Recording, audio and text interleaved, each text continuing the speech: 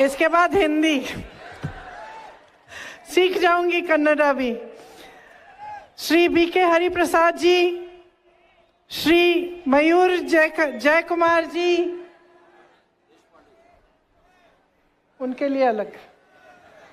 और मंच पे बैठे जितने भी नेतागण हैं, जितने भी कांग्रेस के पदाधिकारी हैं, सबका इस सभा में स्वागत।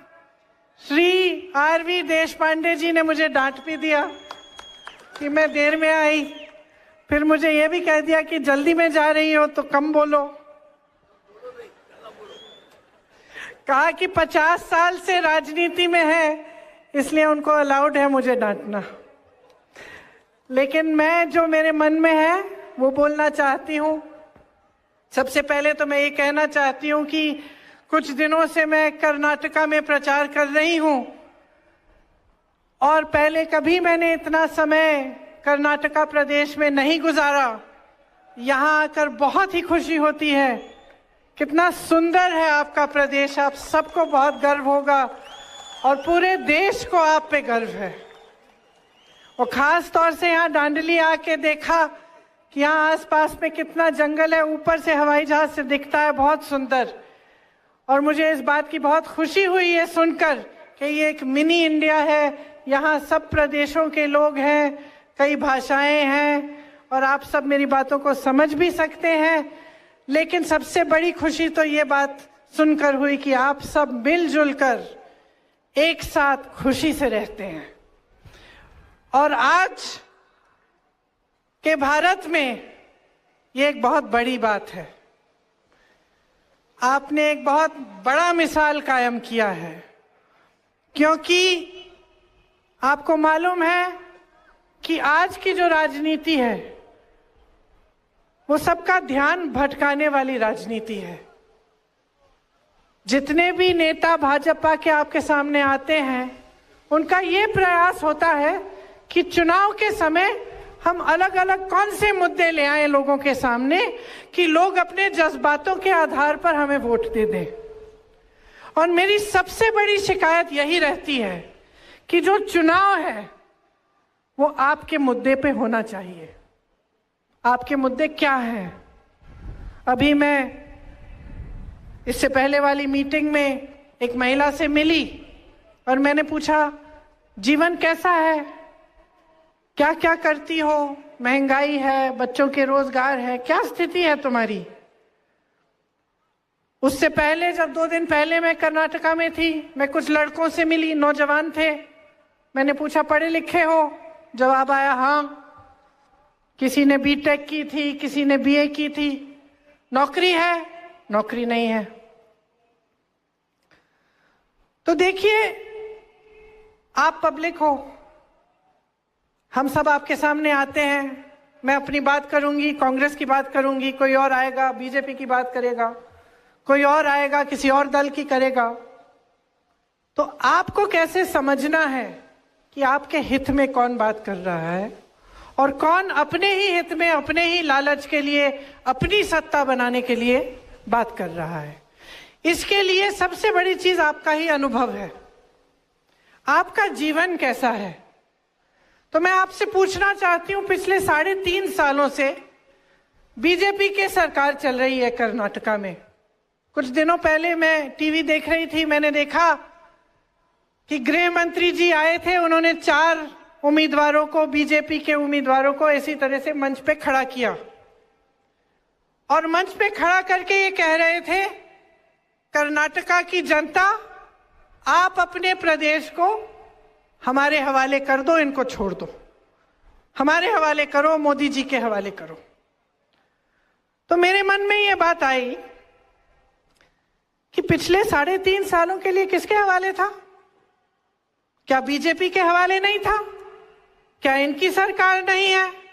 और परिस्थितियां क्या है? आज महंगाई इतनी हो गई है, आपको गैस सिलेंडर 1200 रुपए में मिल रहा है, दाल नहीं खरीद पाते, अन्न नहीं खरीद पाते, बच्चों की स्कूल की फीस महंगी है, जहां देखो वहां जीएसटी है। छोटे छोटे जो मेरे दुकानदार भाई बहन हैं, क्या करते हैं? हर चीज पे पहले तो नोटबंदी आई, उसके बाद जीएसटी। महंगाई इतनी बढ़ चुकी है कि आप गुजारा नहीं कर पा रहे हैं। नौजवान कितने हैं यहाँ, हाथ उठा के दिखाओ। नौजवान ही उठाना, पता चला बुजुर्गों ने भी उठा लिया हाथ। आप में से कितने बेरोजगार हैं, बताइए, हाथ उठाइए। काफी। आप में से कितनों को सरकार ने नौकरी दी है 3.5 सालों में? किसी को नहीं दी। अब आपको मालूम होगा कि 2.5 लाख रोजगार खाली पड़े हैं। सरकार के 2.5 लाख पद खाली हैं। इसका मतलब है कि आपको रोजगार मिल सकते थे, लेकिन आपको नहीं दिए गए। आपके माँ बाप ने मेहनत करके ईमानदारी से आपको शिक्षित किया। शिक्षित तो तमाम है नौजवान यहाँ कर्नाटका के, लेकिन आपको रोजगार नहीं मिल रहा। तो महंगाई बढ़ रही है, टैक्स बढ़ रहे हैं, किसानों को फसल का दाम नहीं मिल रहा है। जहां गन्ने का किसान है वो रो रहा है, जहां कपास का किसान है वो रो रहा है। उनको दाम नहीं मिलते सही, और जो भी उनको इस्तेमाल करना पड़ता है किसानी खेती करने के लिए, उस पे भी जीएसटी है। कोई बड़े संस्था नहीं बनाई है, कोई नए नए अस्पताल नहीं बनाए हैं, शिक्षा के नए नए केंद्र नहीं बनाए हैं। जो है वो पहले बनाया गया था।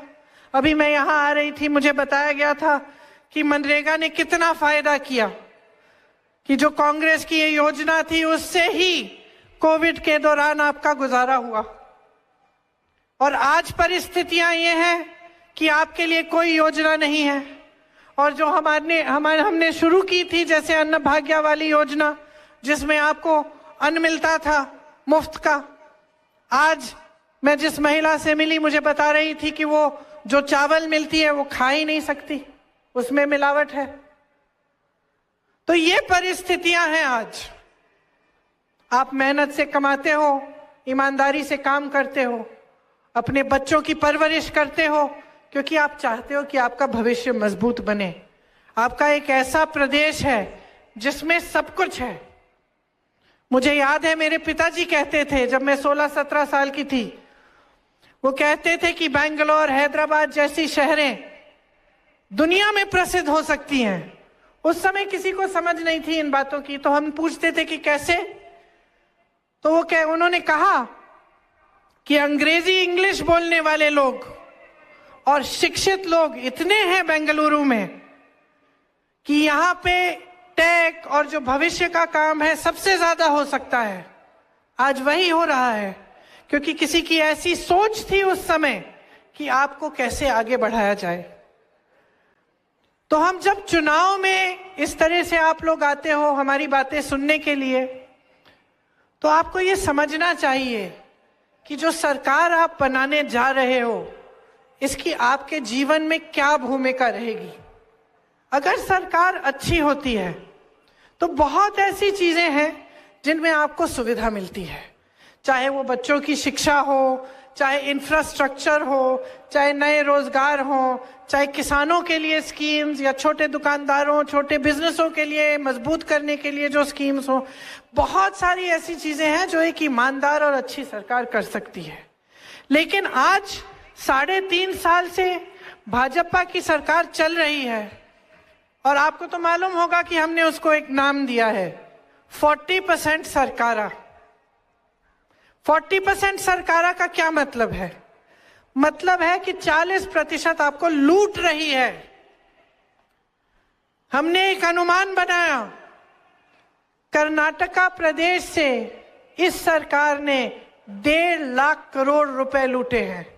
आप सोच सकते हैं, 1.5 लाख करोड़ रुपए आपसे लूटे गए हैं। कैसे? हर पोस्ट, हर पद के लिए रिश्वत, हर भर्ती के एग्जाम में घोटाला, हर प्रोजेक्ट में 40% ले रहे हैं, कॉन्ट्रैक्टर्स आत्महत्या कर रहे हैं, चिट्ठी लिखते हैं प्रधानमंत्री को, कॉन्ट्रैक्टर्स, स्कूल के मैनेजमेंट एसोसिएशन, प्रधानमंत्री जवाब ही नहीं देते। एमएलए के बच्चे पकड़े जाते हैं, उनके घर में 8-8 करोड़ कैश पड़ी है, उन पे कोई कार्रवाई नहीं होती। उसके बजाय उनके पिताजी एक परेड निकालते हैं ये कहने के लिए कि तुम हमें छू नहीं सकते। हम भ्रष्टाचार सिर्फ करेंगे नहीं, खुल के करेंगे। सिर्फ लूटेंगे नहीं, खुल के लूटेंगे, तुम कुछ नहीं कर सकते। ये कहा जा रहा है आज आपको कि आपको लूट सकते हैं, आपको धोखा दे सकते हैं और आप कुछ नहीं कर सकते। तो मैं यहां किस लिए आई हूं? मैं आपसे ये कहने आई हूं कि आप कुछ कर सकते हैं। इसके बारे में आप बदलाव ला सकते हैं, आप अपने भविष्य को बना सकते हैं। निकाल दीजिए इनको। आपको हर स्तर पर लूटा है। ये 1.5 लाख करोड़ रुपए, इनसे 100 एम्स बन सकते थे आपके लिए।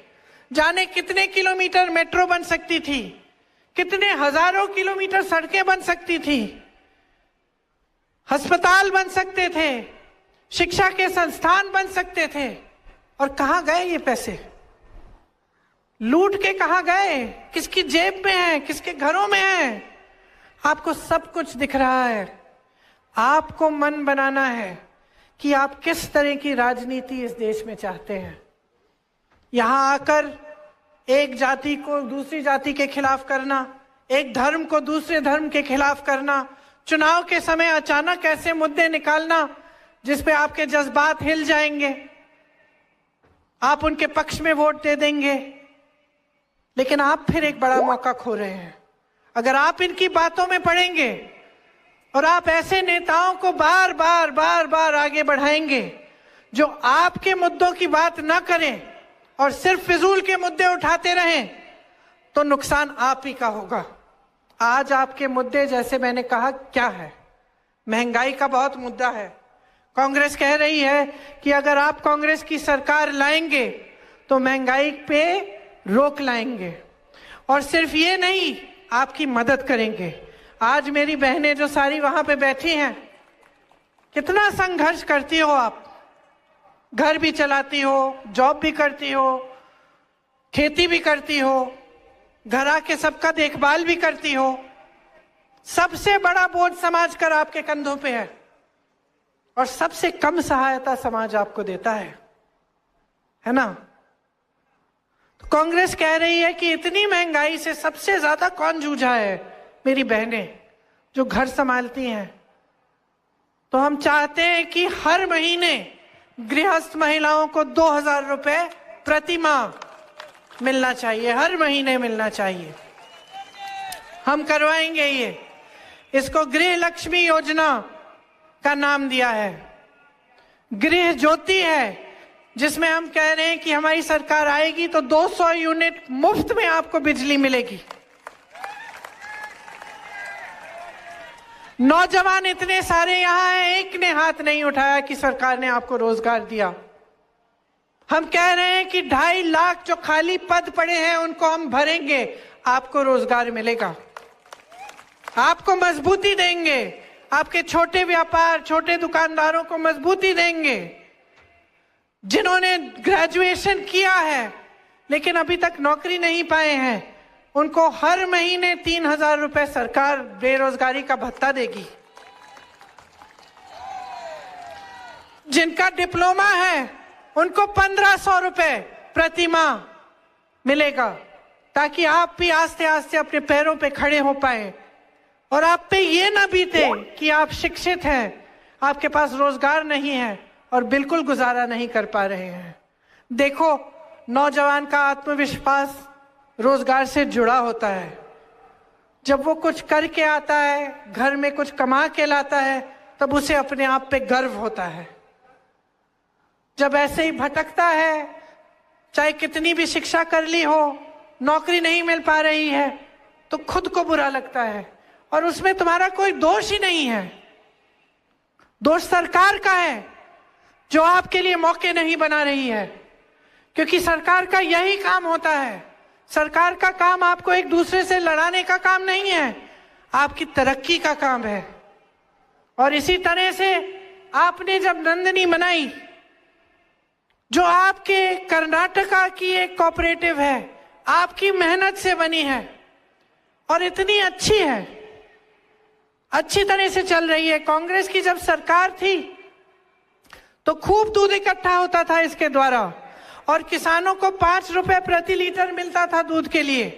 तो इतना दूध इकट्ठा होता था कि स्कूलों में भी हम बच्चों को दूध दे सकते थे। अब आप देखिए कि भाजपा की सरकार कैसी साजिश कर रही है। ये चाहते हैं कि नंदिनी अच्छी है, फूल रही है, फल रही है।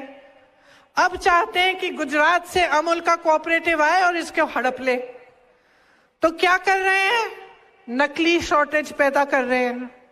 कहने लगे हैं कि दूध इकट्ठा नहीं हो रहा है। अरे भाई, जब 3 साल पहले इतना दूध इकट्ठा हो रहा था कि स्कूल के बच्चों को मुफ्त दे पा रहे थे, तो अब कैसे गायब हो गया? क्योंकि आप करवा रहे हैं, और करवा इसलिए रहे हैं क्योंकि चाहते हैं कि गुजरात का कोऑपरेटिव आए और आपकी नंदिनी को हड़प ले। ये है इस सरकार की नीयत। और सिर्फ यहां नहीं, हर स्तर पर लूट। जहां जहां इनको दिखता है कि कुछ अच्छा हो रहा है, उसमें लालच भर जाती है इनमें, और उसमें से अपने लिए कुछ निकालने की कोशिश होती है। लेकिन सरकार का काम है आपको देना, आपसे लेना नहीं। ये जो संपत्ति लूटी जा रही है, ये आपकी है। जो सरकार सिर्फ बड़े बड़े उद्योगपतियों का फायदा देख रही है, पीएसयूज को उन्हें दे दिए, तमाम जो लोन है उनके लिए मुफ्त होता है, उनसे कुछ नहीं लेते, उनसे नहीं मांगते वापस। वो फूल रहे हैं, फल रहे हैं। एक अडानी की कमाई 1600 करोड़ रुपए एक दिन में, और भारत के एक किसान की कमाई 27 रुपए एक दिन में। और भारत की जितनी भी संपत्ति है सारी बड़े बड़े उद्योगपतियों को दे दी है। तो जब सरकार की नीयत यह होती है लूट, लालच, सत्ता, तो यही होता है। और इसे ठीक करने के लिए जनता को खड़ा होना पड़ेगा। जिन नौजवानों को रोजगार नहीं मिला है, अपना हक मांगो। जिन महिलाओं को कुछ नहीं मिलता, महंगाई से तरस रही हैं, अपना हक मांगो। जिनको लड़ाया जा रहा है एक दूसरे से, जाग जाओ। इस लड़ाई झगड़े से सिर्फ उन्हीं का फायदा हो रहा है, तुम्हारा नहीं हो रहा है। चाहे तुम हिंदू हो, मुसलमान हो, सिख हो, ईसाई हो, कुछ भी, फायदा सिर्फ उन्हें हो रहा है। और जितना इनकी बातों में आप पढ़ते चले जाएंगे, उतना नुकसान इस प्रदेश का, इस देश का होते चले जाएगा। आज आप महंगाई से जूझ रहे हैं, आपकी सहायता के लिए कुछ नहीं है। शेर देखने के लिए प्रधानमंत्री कर्नाटका आ जाते हैं, लेकिन आपकी समस्याओं को सुनने के लिए नहीं आते। चुनाव के समय आ जाते हैं, लेकिन जब इनकी सरकार चल रही है तो लूट को होने देते हैं। लूट से कोई परहेज नहीं है। और जब देखो आपका ध्यान इधर उधर भटकाना, अपने ध्यान को मत भटकने दो। तुम इस कर्नाटका की धरती के बेटे हो, इस कर्नाटका के धरती की बेटियां हो, शिक्षित हो, सक्षम हो, आत्मविश्वास है आप में, पूरे देश को गर्व है आप पे। खड़े हो जाओ, जागरूक हो जाओ। एक ऐसी राजनीति लाओ अपने प्रदेश में जो आपके प्रति जवाबदेह बने। जवाब मांगो। क्या किया है आपके लिए? क्या महंगाई घटी? नहीं। क्या रोजगार मिले? नहीं। क्या नए नए उद्योग बने? नहीं। क्या लूटा? हां। क्या लालच दिखाई? हां। क्या आपका विकास हुआ? नहीं। सवाल पूछो, सबसे सवाल पूछो। आज हम यहां बैठे हैं, कल हम सत्ता में होंगे, हमसे सवाल पूछना। लेकिन यह सवाल पूछना बहुत जरूरी है, और इसी में आपका भविष्य है। इस बात को गहराई से समझो। आज यहां आकर मेरी बातें सुनना काफी नहीं है, मुझे पसंद करना काफी नहीं है। गहराई से अपने जीवन के बारे में सोचना जरूरी है। अगर आपको किसी नेता पे विश्वास था अतीत में, मुझे मालूम है आप में से बहुत लोग यहां आकर मुझे इसलिए भी देखने आते हैं क्योंकि आपने इंदिरा जी को देखा था। मुझे मालूम है इसमें मैंने कुछ बड़ा काम नहीं किया है, लेकिन उन्होंने किया था। और वो जो उनकी पहचान थी कि वो एक ऐसी नेता थी जिसने दिन रात एक किया आपके लिए, जो शहीद हुई आपके लिए, लेकिन पीछे हटी नहीं और आपका ध्यान कभी नहीं भटकाया। आपके मुद्दे थे, आपका विकास था, उसके लिए काम किया। आप आज तक उसे पहचानते हो। यहां जो बुजुर्ग हैं आज तक ये मुझे कहते हैं जब मैं मिलती हूं कि आपकी दादी याद है। तो ऐसे नेता हैं बहनों और भाइयों, आज भी हैं, कांग्रेस में बहुत हैं जो कर्मठ हैं, आपके लिए काम करना चाहते हैं, आपके भविष्य को मजबूत बनाना चाहते हैं। उनको पहचानो और जब मन बनाओगे कि आपके लिए एक ऐसी ही सरकार आए जो आपको आगे बढ़ाए, जो आपके लिए योजनाएं लाए, तब आपकी तरक्की को कोई नहीं रोक पाएगा। तो यहां जो मेरी बहनें बैठी हैं, अपने बच्चों के भविष्य के बारे में चिंतित रहती हैं। मैं जानती हूं, मैं भी मां हूं, मैं भी मां हूं। मैं भी अपने 23 साल के बेटे को देख के सोचती हूँ क्या करेगा, अपनी 21 साल की बेटी को के बारे में सोचती हूँ कि क्या नौकरी करेगी, अकेले कैसे करेगी। आप भी सोचते हैं, आप भी भविष्य के लिए चिंतित हैं, लेकिन आपको यह समझना पड़ेगा कि यह भविष्य आप ही के हाथों में है। और जो चुनाव आ रहा है, इसमें जो आप वोट डाल रहे हो, एक बहुत बड़ी, बहुत कीमती चीज है। इसी से आपकी जिंदगी में आसानी आएगी, आपके संघर्ष कम होंगे, विकास आएगा, इसी से महंगाई कम होगी, इसी से तरक्की होगी। ये बात आप समझ लीजिए। तो बार बार मैं ये दोहरा रही हूं कि आपका प्रदेश एक ऐसा प्रदेश है जिसको श्री नारायण गुरु जी, श्री बसवन्ना जी जैसे महात्माओं ने सींचा। उनकी शिक्षा, उनसे आपकी परवरिश हुई है। आपकी संस्कृति, आपकी सभ्यता महान है। और ये संस्कृति, ये सभ्यता आपको एक ही चीज बताती है, सत्य के मार्ग पर चलो और जागरूक हो। उन्हीं का सपना था, उन्हीं का सपना था कि ऐसी सरकारें बने आपके लिए, लोग ऐसे लोग राज करें जो आपके लिए, पब्लिक के लिए समर्पित रहे। और वही सपना आपका ही होगा, क्योंकि कोई संघर्ष चाहता नहीं है, कोई महंगाई में जूझना नहीं चाहता, कोई नहीं चाहता कि अपने बच्चे को बड़ा करे, शिक्षित करे, इतनी मेहनत करके आगे बढ़ाए और फिर बच्चा ऐसे ही भटक रहा है, उसके लिए नौकरी नहीं है, कोई नहीं चाहता। इसीलिए इस बहुत महत्वपूर्ण मौके को समझिए और जब आप वोट डालने जाएंगे तो अपने पक्ष में वोट दीजिए, अपने भविष्य के लिए, अपने कर्नाटका के लिए, अपने प्रदेश के गर्व के लिए। आपने देखा होगा कि किस तरह की बातें उठती हैं। आरक्षण की बात हुई, आपको बताया गया कि आरक्षण बढ़ाया जाएगा। कर्नाटका में बहुत सारे एड्स भी डाले, बहुत सारी बातें की। वही सरकार भाजपा की कर्नाटका में, भाजपा की केंद्र में कुछ नहीं किया। 9th शेड्यूल में डालना था, नहीं डाला। तो कैसा आरक्षण बढ़ाएंगे? यहां पे झूठ, वहां पे रोक। तो पहचान लीजिए कि आपके सामने क्या है।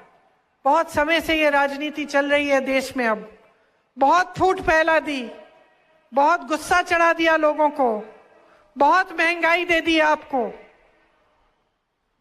और आपको इसी तरह से रखने के लिए उनका फायदा होता है।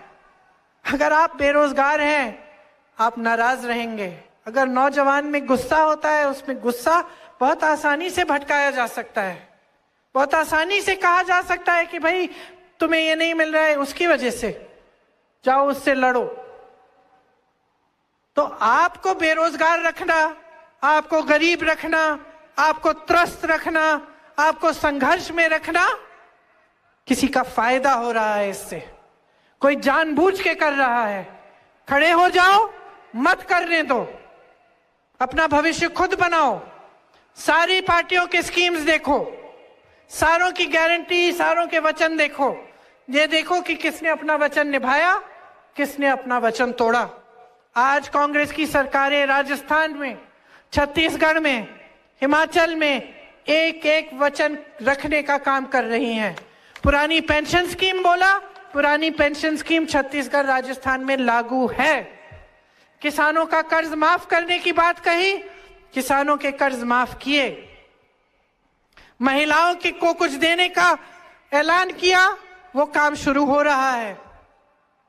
क्योंकि कुछ सरकारें ऐसी हैं जो खोखले वचन नहीं करती, लेकिन कुछ और हैं जो खोखले वचन करके भूल जाते हैं। आपको मालूम है बीजेपी की सरकार ने पिछले चुनाव से पहले कर्नाटका में 26 वचन किए महिलाओं को, उनमें से 24 नहीं रखे, 24 नहीं रखे, सिर्फ 2 रखे। तो आप सोच समझकर अपने आप आकलन करिए कि आपके लिए किसने काम किया है, किसने नहीं किया है। जिस महिला से मैं मिली अभी पिछले मीटिंग में, उसने मुझे बताया कि पिछली सरकार में जब कांग्रेस थी तो उसको चावल मिलती थी मुफ्त की। आज मुझे बताया कि वो खाने लायक नहीं है। तो वो जानती है ना कि पहले क्या हो रहा था, आज क्या हो रहा है। इसी तरह से अगर आपने पहले सिलेंडर कम का खरीदा, आज 1200 का खरीद रही हो, तो जानती हो ना कि क्या हो रहा है। अगर आपको शिक्षा के संस्थान मिले, आपने बच्चों की शिक्षा कराई कांग्रेस के राज में, और आज उसको नौकरी नहीं मिल रही है, तो आप जानते हो कि क्या हो रहा है। तो आपसे बड़ा विवेक किसी में नहीं है। मैं पूरा विश्वास करती हूं आपके विवेक में। मैं जानती हूं कि जब आप चुनोगे तो आप अपने लिए चुनोगे, और जब अपने लिए चुनने की बात होगी तो सिर्फ कांग्रेस का हाथ होगा। इसीलिए आप सबसे मैं आग्रह करती हूं कि आप अपने कर्नाटका को बनाने के लिए, मजबूत रखने के लिए इस चुनाव में बदलाव लाओ।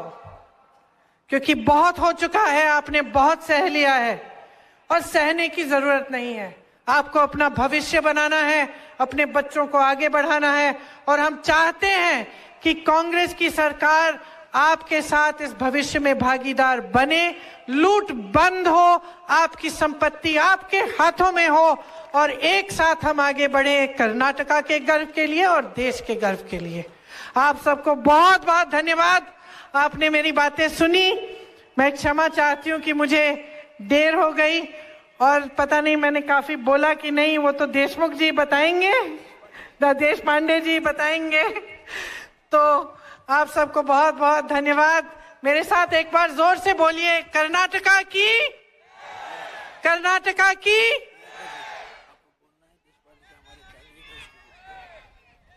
देश पांडे जी कह रहे हैं, आइए, देश पांडे जी कह रहे हैं कि इनको जरूर वोट दे दीजिएगा ताकि ये भी उस तरक्की और उस भविष्य में भागीदार बन पाए। आप सबको बहुत बहुत धन्यवाद। जय हिंद। ಧನ್ಯವಾದಗಳು। ಈಗ ಪ್ರಸಾದ್ ದೇಶಪಾಂಡೆ ಜಿ ಅವರು ವಂದನಾರ್ಪಣೆಯನ್ನ ಸಲ್ಲಿಸಬೇಕಂತ